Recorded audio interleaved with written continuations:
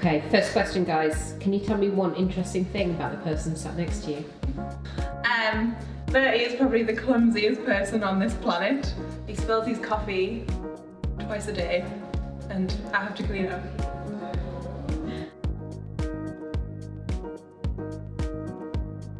I'm Andrew Charlton, Senior Search Consultant at Sotheby's. I'm Bethany Dennis, Senior Outreach Manager at Sotheby's. Try to condense a broad subject into one sentence. SEO is trying to improve search engine rankings to meet a certain objective, whether that's to increase traffic, revenue or conversions. I think it's important because for the majority of our clients, it is the main driver of conversions, traffic or revenue. And I also think it's important because there's billions of searches every day, and if you're not capturing a part of that market, then you'll be missing out. I think the main problems that we help solve for a client is when either they're facing low performance, or they'll come to us when performance is stagnated and they need something else, they'll need a new channel to drive that. Often we'll get clients where they've had unsuccessful migrations and they want us to resolve any issues that they're faced with that. I think SEO matters because for the majority of our clients, it usually brings in the majority of traffic, conversions or revenue. There's billions of searches made per day, so if you're not part of that share, then you'll be missing out. I think SEO as well is also really unique in the fact that you can clearly identify intent from a search query or a set of search results. I think that puts us at an advantage because we can gain visibility for a query and put a website in front of a user that's looking to purchase. I think that's quite unique about search. I think some of the main problems that clients come to Silverbean and the SEO service in particular is performance is stagnating, and so they need a search engine optimization team to really drive that forward. Or they could have been involved in an unsuccessful migration to a new website which has harmed performance, and they need to get back to that visibility that they had prior to that migration.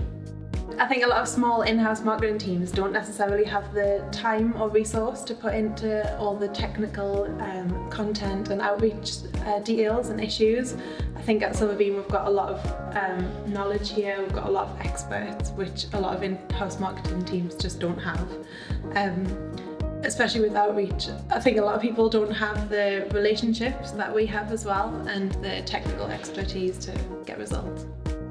Right, that's quite important because I think often, especially for larger clients, we augment teams and we become part of their in-house teams, and it's often that they just don't have the expertise in-house, and that's why they potentially come to us, because we've got so niche expertise in outreach like that. So. Yeah. A lot of it is time resource as well, so the industry is constantly evolving and changing, and an agency can keep up with that, and they're always learning and testing new things as well.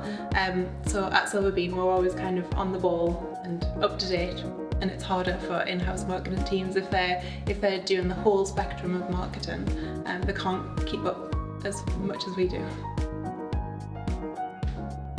So outreach is the art of building links from one site to another site. The reason we do this is it passes authority from one site to a client's website. There is a correlation between the amount of links that a site has and the organic search visibility as well. This results in a site more likely to be produced in a search result. For outreach especially, we use a number of tactics. So we can use a lot of existing assets that a client has. So if they have a lot of mentions online that aren't linked up already, we can go out and chase up for those links. We can also use accreditations that a client has. So if a client is a member of, I don't know, an association of some sort, that association's website has probably got a high domain authority, and we could get a link off that website to a client, so that'll be quite a good link and it'll pass a lot of authority. that would be classed as the core outreach methods that we use, but we actually do a lot of creative stuff as well. So we create content, we get a lot of data that we can produce into press releases and articles to get other sites interested and write about our clients as well. I think there's multiple tactics. From a content perspective, we often fill what we call content gaps.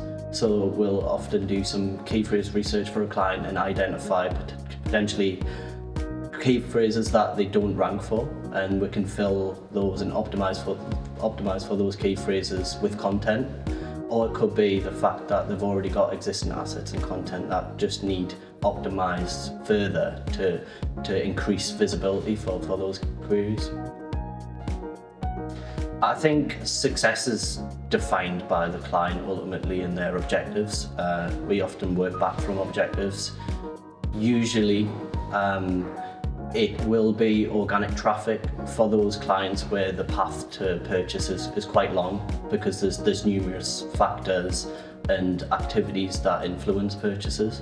But when that journey is far shorter, I think it's easier for us to have revenue and conversion objectives. And as an agency, that's what we strive to do, because we're a sales performance agency. I think with every client you expect that they want immediate results, and I think if I was on the other table I'd want immediate results. So I think it's down to us as an agency to prove we're worth within the first couple of months, but ultimately build client expectations that SEO is a longer term game. But unlike other channels, it can produce compound results, in that if we optimize something today, it's likely that those results will be compounded in the next few years, and we can build on top of that. So for me, although I do have a lot of tools and a lot of things are automated for SEO, a lot of it's manual as well, so it's quite time consuming. So for example, if we were to submit a disavow file, we have to go through every single backlink that a client has manually, which takes a lot of time.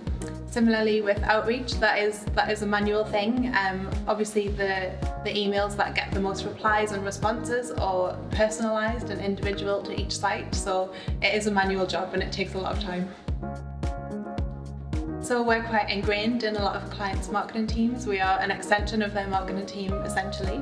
So we work with a lot of third parties, for example, PR agencies, branding teams, internal marketing teams, affiliate teams, for example. So we are quite involved in clients as well. And obviously that we're facing challenges doing that as well. So often when we're working with development teams, they might have priorities that are different to ours, and so you come against development queues. But I think we're now starting as an agency to take a bit more control of that with tag management systems and service workers, where we can deploy stuff without actually having to go to the development team, and that's becoming far more common as Google's understanding of JavaScript increases. So I think that's something that we'll definitely see more of in 2019. We have a good understanding of how these teams work as well. So for example, PR teams, we understand their priorities and their struggles, and we know how to speak to them and how we can help each other essentially.